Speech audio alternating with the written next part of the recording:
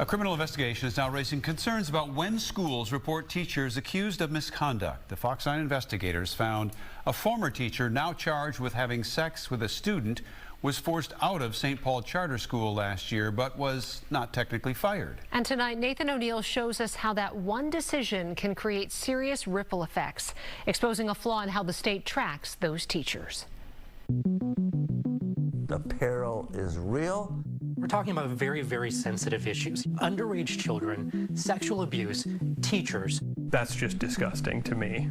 When our sources looked at this, they say this goes beyond these cases. I'm ashamed of it, and I'm angry. This is really an example of a system that isn't working as well as it should. We believe that it is both the moral obligation and the right thing to do. If it's the right thing to do, shouldn't that be codified in state law? I think the system has failed kids, and I think it will fail them again.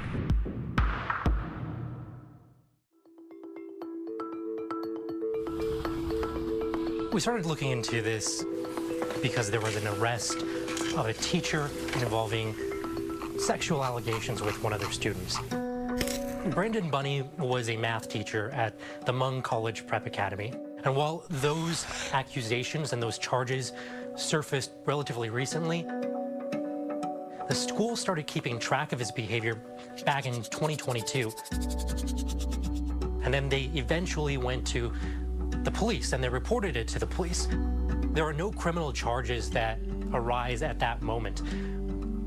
However, there are documented concerns about boundaries.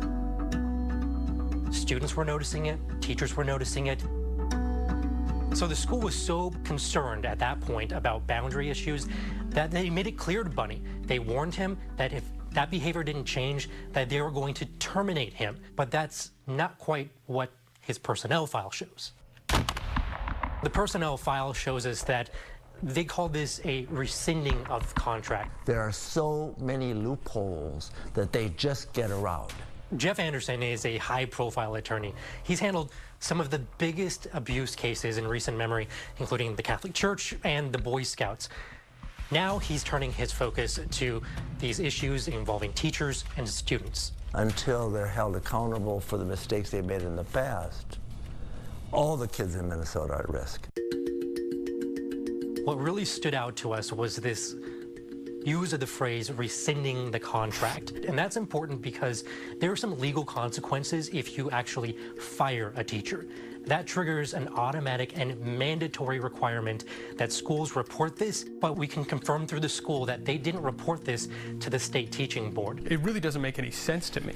It makes absolutely zero sense to me that a school would try and brush something like that under the rug. While Jacob isn't involved directly in these cases, he does understand what it's like to be a victim. He was abused by his middle school theater teacher when he was just 14 or 15 years old. Like, you're aware of this. It's your responsibility to say something. Absolutely, 100%. If there was an investigation involving a teacher and there's misconduct, and that teacher is either fired, they resign, they're suspended, or put on leave, something like that will require those schools to report it to the teaching board.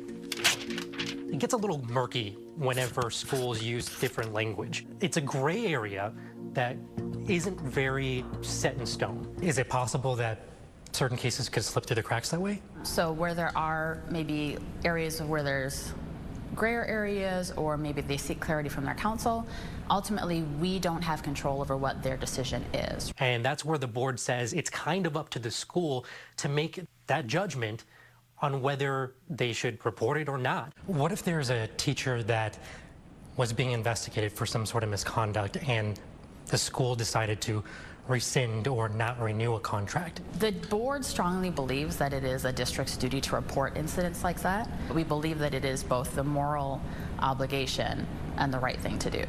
If it's the right thing to do, shouldn't that be codified in state law? Yeah. Is the law not clear enough then?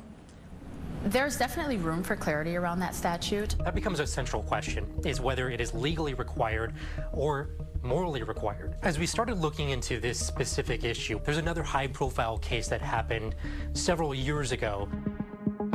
Aaron Hermstead was a former teacher and basketball coach. initially at Excel Academy.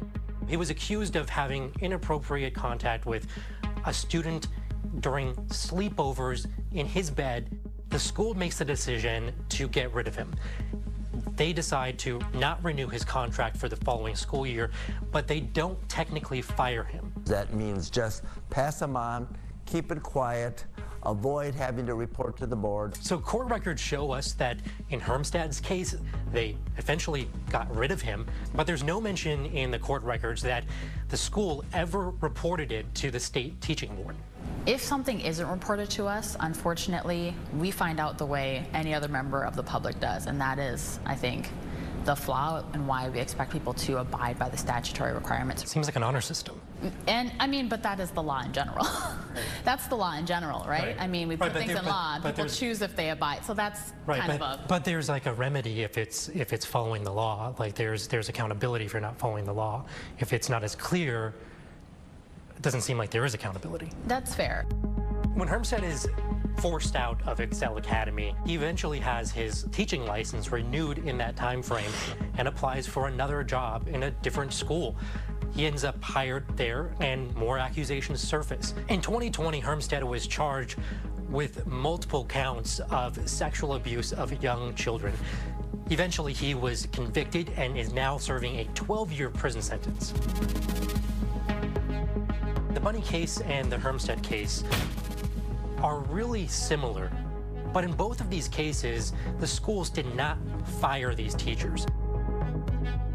The advocates that we spoke with really kind of point to this moment in time that buried all of these allegations. I would absolutely rather send my child to a school district that has weaseled out a predator, right? Found them and got them out of there as soon as possible. The answer is very simple. Tell the truth. I would respect the hell out of a school for doing that, rather than saying, like, he wasn't here. Or, you know, what he did, like, we're not going to fire him. We're just going to let him quietly leave. Like, yuck. That's just, there's no integrity in that. We should tell you, we reached out to both schools for comment on this, but we did not hear back from Excel Academy. As for the Bunny case, school leadership at Mung College Prep Academy would not agree to an interview, but they did give us a statement. It says, quote, "In this case, none of the crimes that are alleged happened while the former teacher was employed by HCPA. At every step, our school took the steps to protect the student and hold the teacher accountable, including sharing our suspicions with law enforcement. We will continue to follow guidance from law enforcement and legal counsel." But we should point out, what the school did not answer in that statement was really our central question, which was why the school decided not to report Bunny's behavior to the state teaching board, despite all of the actions they took to get him out of the school in the first place. For the Fox 9 investigators, I'm Nathan O'Neill.